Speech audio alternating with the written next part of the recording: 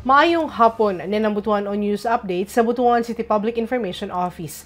Nanguna ang Barangay Baan Kilometer 3 sa listahan sa mga gipasidunggang barangay, human kini napiling most child-friendly barangay sa Butuan City, karong tuiga. Nakadawat kini og plaque of commendation og 100,000 pesos na cash prize. Ang barangay doon nga nakakuha sa ikaduhang pwesto lakip ang 75,000 cash prize, samta ang barangay Tiniwisa nakabot ay katulong pwesto ug nakadawat sa 50,000 pesos nga cash prize. Gipakusgan sa mga barangay ang ilang mga programa alang sa proteksyon ug kaayuhan sa mga kabataan.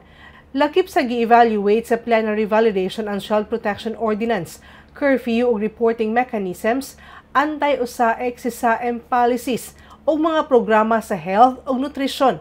Apil usab sa ebaluasyon ang partisipasyon sa kabataan ug ang aktibong Barangay Children's Association. Gidayeg sa City Social Welfare and Development Department ang mga barangay sa ilang maayong koordinasyon sa pag-atiman sa mga kaso nga may kalabutan sa kabataan ug sa padayon nilang kampanya batok sa abuso, pagpasagad ug exploitation. Ang kadaugan dili lang pasidungog kundi panawagan nga padayunon ang maayong serbisyo o proteksyon para sa kabataan. Padayon ang lokal nga panggamahanan sa Butuan sa pagpalig-on sa mga programa aron mas daghang barangay ang mahimong luwas o mahigugmaon nga lugar para sa mga bata.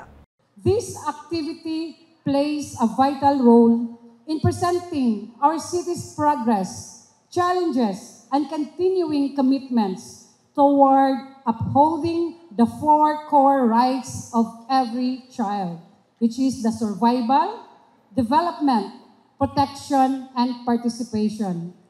Through this initiative, we strengthen our resolve to ensure that every Botswanan child grows in a community that is safe, nurturing, and empowering.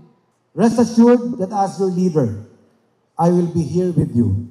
I will journey with you, stand beside you, and work tirelessly to ensure that every Botswanan child and young person has the opportunity to grow, to thrive, and to claim the future you rightfully deserve. To the people of Butuan, I express my heartfelt gratitude for your continued cooperation and support. Salamat gid kadayaw. Padayon kita paglawig hasta nga mosawa daw brilyante ang konsumong pinangga nga Butuan. O makatong updating adlaw alang sa mga updates, follow and like ang official Facebook page, TikTok, Instagram ug subscribe sa YouTube channel sa Butuan City Public Information Office. 24 days na lang, Pasko na. Ako si Charmaine Awitan, daghang salamat.